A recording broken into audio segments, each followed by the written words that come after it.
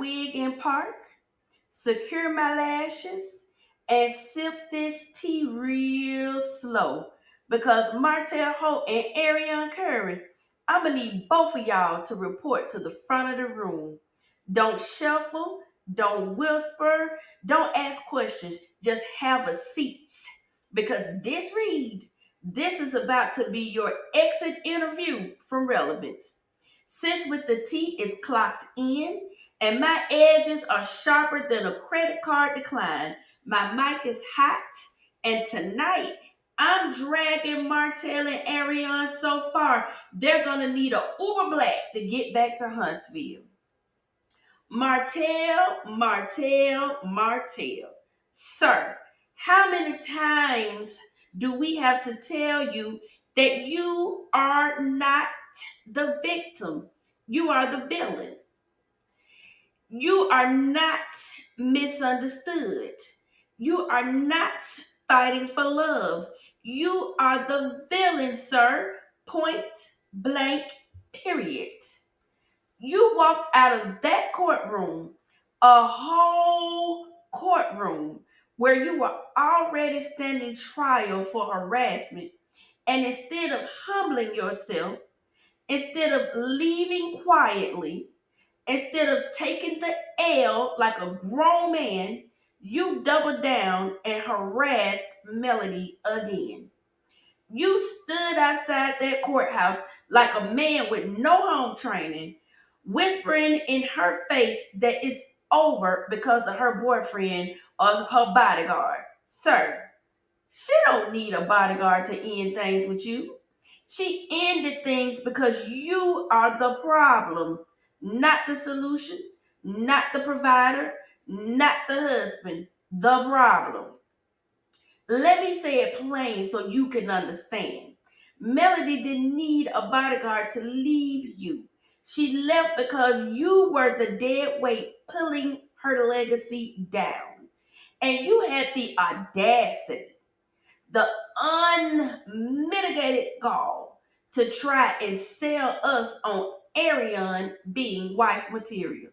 Baby, the only thing you've ever sold successfully is a sad, pitiful storyline that's been on clearance since season 3. A storyline so expired it needs a tombstone, so dry it could powder your wig, and so busted it makes Goodwill couches look like Versace sectionals. Sir, let me stop you right there. No, absolutely not. We're not buying it. We're not renting it. And we're not even streaming the trailer. Because Arian being wife material is equivalent of wrapping duct tape around a broken chair and calling it an heirloom. Wife material, baby, where? At Hobby Lobby in the scrap bin or at the Dollar General in aisle 7 next to the Clears wigs. Because this ain't silk, this ain't satin. This is polyester flammable and falling apart at the seams. Martell, let me break it down. Melody was the blueprint. She was the mansion. She was the foundation. She was the luxury finishings. She was the whole damn gated community. And Ariane, she's the afterthought duplex down the street with the foreclosure sign in the yard. So when you stand outside a courthouse trying to pitch her like she's the dream package, you're not giving romance. You're giving timeshare salesman at a gas station.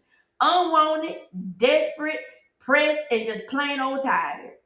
And this obsession, standing outside the courthouse like a Dollar Tree paparazzi, sir, you're not giving man fighting for love. You're giving background character in a Lifetime stalker special. And Ariane, baby, scoot that chair up real close because I need you to hear me real good. You got the nerve to stand next to Martell like y'all are Bunny and Clyde. Sis, this is giving Bunny and Clown. You keep screaming, I'm that girl. But the math ain't mathing, sis. Because that girl doesn't spend a decade waiting in the shadows for a man who won't claim her. That girl doesn't chase scraps while the main meal is already served and gone. You weren't the storm. You weren't the upgrade. You weren't the prize. You were the aftermath, the leftovers, the scraps Melody swept out when she said, I'm done. You're not the headline, sis. You're the footnote. And standing there beside Martell at that courthouse, backing up his harassment like you're bunny with his broke down Clyde. It wasn't giving love, it was giving desperation with a side of delusion. The two of you after court together, it wasn't power couple energy, it was clown car energy. Melody had just walked out handling her business like a queen, and y'all turned the courthouse steps into a low budget episode of Cheaters.